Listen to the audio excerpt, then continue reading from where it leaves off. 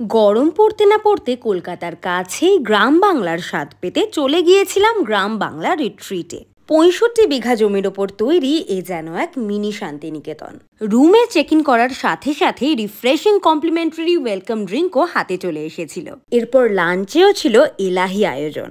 Lunch সেরেই চলে গিয়েছিলাম পুকুর পাড়ে ছিপ নিয়ে মাছ ধরতে আর ক্ষেত থেকে টাটকা শাকসবজি তুলতে। তোমরাও এখানে এসে এরকম নানান মজার অ্যাক্টিভিটিস করতে পারো। ইভেন উইকেন্ডে আসলে লাইভ বাউল সঙ্গীতও এনজয় করতে পারবে। জানো তো, এটা কিন্তু পেট ফ্রেন্ডলি রিসর্ট, তাই পোষ্যদেরও নির্দ্বিধায় নিয়ে আসতে পারো। হাসি মজা দারুণ দারুণ খাওয়া দাওয়ার সাথে আমার তো একটা দিন বেশ ভালোই কাটলো। ও পরের দিনের ব্রেকফাস্টটাও ছিল একেবারে কমপ্লিমেন্টারি। এছাড়াও গ্রাম বাংলা রিট্রিট তোমরা ডে আউটিং, বার্থডে সেলিব্রেশন বা যে কোনো ওকেশন পারপাসেই বুক করতে পারো। এখানেই শেষ নয়, আরো অনেক কিছু আছে দেখানো এবং জানানোর মতো, তাই বাকি যাবতীয় ডিটেলসের সাথে খুব তাড়াতাড়ি দেখা হচ্ছে লং ভিডিওয়ে।